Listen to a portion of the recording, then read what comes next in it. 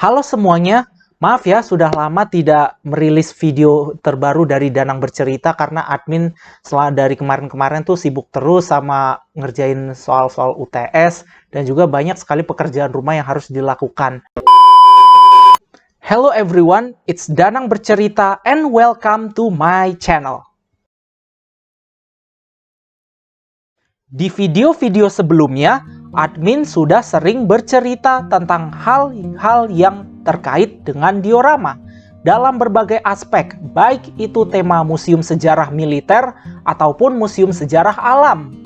Di video ini, admin akan menjelaskan tentang bagaimana diorama menjadi hal yang penting dalam suatu kajian akademis.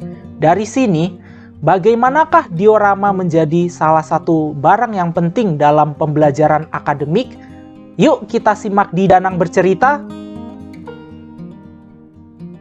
Ini adalah yang paling penting dalam fungsi diorama dalam pembelajaran akademik, yakni untuk pelajaran sejarah. Dalam hal ini, sejarah atau history merupakan ilmu yang mempelajari tentang masa lalu. Oleh karenanya, tentu fungsi museum sejarah pada umumnya adalah untuk memamerkan hal-hal yang terkait dengan masa lalu, baik dari segi benda dan diorama, tentunya dengan diberikan suatu deskripsi penjelasan.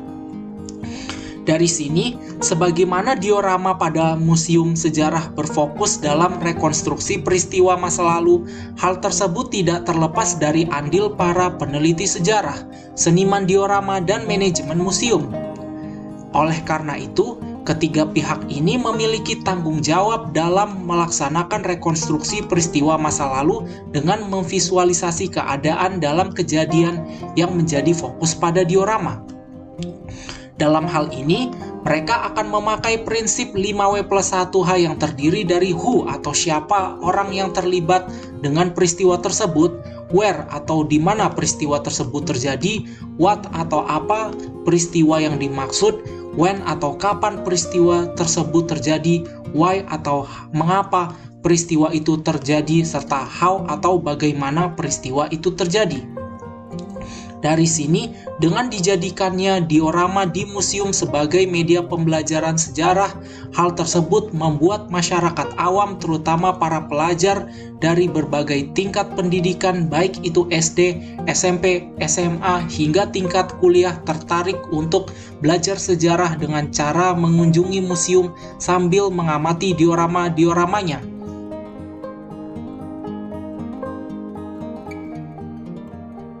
Untuk alasan kedua ini akan merujuk kepada dua cabang mata pelajaran ilmu pengetahuan alam, yakni biologi dan geografi. Untuk biologi, itu merupakan ilmu yang mempelajari tentang kehidupan organisme hidup, termasuk struktur, fungsi, pertumbuhan, evolusi, persebaran, ditambah dengan taksonominya. Sementara geografi merupakan ilmu yang mempelajari tentang hubungan, persamaan, serta perbedaan antar ruang di bumi. Dari sini, sebagaimana diorama yang ada dan ditampilkan di Museum Sejarah Alam atau Natural History Museum, mereka suka menampilkan kehidupan alam baik itu di masa lampau ataupun masa kini. Dalam hal ini, diorama dijadikan sebagai media pembelajaran ilmu alam dengan cara pihak museum melakukan visualisasi terhadap kehidupan suatu spesies yang tinggal di bioma tertentu.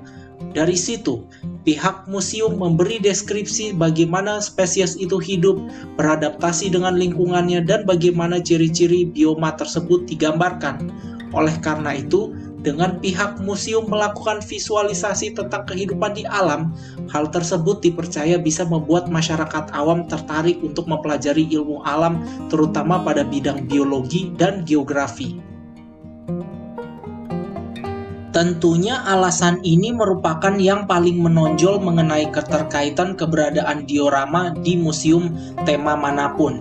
Apalagi pembuatan diorama tidak hanya membutuhkan riset tapi juga kreativitas dalam membuatnya.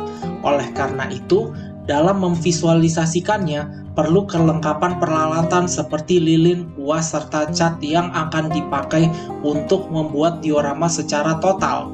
Kemudian, sambil melihat diorama yang ada di museum, hal tersebut secara tidak langsung bisa merangsang kreativitas seseorang dan bisa menginspirasi orang dalam membuat suatu prakarya. Nah, ini yang biasa dilakukan untuk mata pelajaran kerajinan tangan dan kesenian.